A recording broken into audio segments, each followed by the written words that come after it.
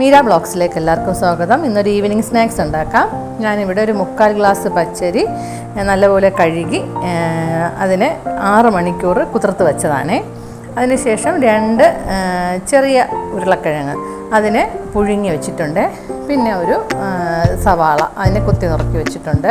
അതിനുശേഷം ഒരു ഇഞ്ചിയും ഒരു പച്ചമുളകും കൂടി ചെറുതായിട്ട് അരിഞ്ഞ് വെച്ചിട്ടുണ്ട്.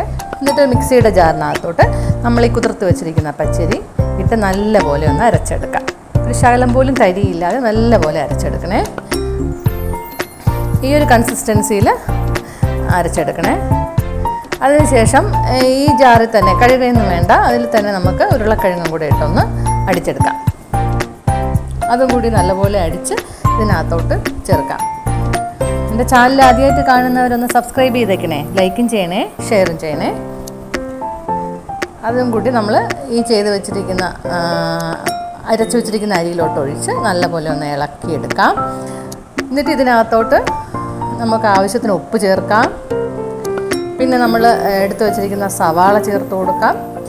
ഇഞ്ചിയും പച്ചമുളകും കൂടി അരിഞ്ഞ് വെച്ചതും കൂടെ ചേർത്ത് കുറച്ച് 2-3 വറ്റൽ മുളകും കൂടി ഞാനൊന്ന് ചെറുതായിട്ടൊന്ന് ക്രഷ് ചെയ്തതും കൂടെ ഇതിനകത്തോട്ട് ഇട്ട് കൊടുക്കുന്നുണ്ട്.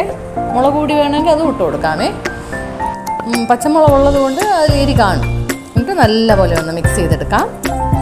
എന്നിട്ട് നമുക്കൊരു ചീനച്ചട്ടി ഗ്യാസ് സ്റ്റൗവിലോട്ട് വെച്ച് കൊടുത്ത് ആവശ്യത്തിന് എണ്ണ ഒഴിച്ച് കൊടുത്ത് നല്ലപോലെ ഒന്ന് ചൂടായതിന് ശേഷം നമ്മൾ ഈ എടുത്ത് വെച്ചിരിക്കുന്ന മിശ്രിതത്തിൽ നിന്ന് കുറച്ച് എടുത്ത് ഒരു സ്പൂൺ എടുത്ത് സ്പൂണിൽ കോരി അതിനകത്തോട്ട് ഇട്ടാൽ മതി. കാരണം കൈ കൊണ്ട് എടുക്കാൻ പറ്റത്തില്ല, ഇച്ചിരി ലൂസായിട്ടാണ് ഇരിക്കുന്നത്. ഇങ്ങനെ ഇട്ട് കഴിഞ്ഞാൽ നമ്മൾ കുറച്ച് കഴിയുമ്പോഴത്തേക്ക് ഇത് നല്ലപോലെ ഒന്ന് പൊങ്ങി വരുവേ.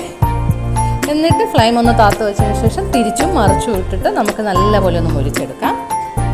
മുരിച്ചെടുത്ത് നമുക്കത് ഒരു പാത്രത്തിനകത്തോട്ട് മാറ്റാം. അങ്ങനെ എല്ലാം നമ്മൾ എടുത്ത് വെച്ചിരിക്കുന്ന എല്ലാ മാവും ഇതേപോലെ ഉണ്ടാക്കി മാറ്റാം. ഇത് ടൊമാറ്റോ കച്ചപ്പിൻ്റെ കൂടെ കഴിക്കാൻ നല്ല ടേസ്റ്റാണ്, ചുമ്മാ കഴിക്കാനും നല്ല ടേസ്റ്റാണ്. അപ്പോൾ എല്ലാവരും ട്രൈ ചെയ്ത് നോക്കണം. നാളെ മറ്റൊരു വീഡിയോയുമായി കാണാം. Thank you.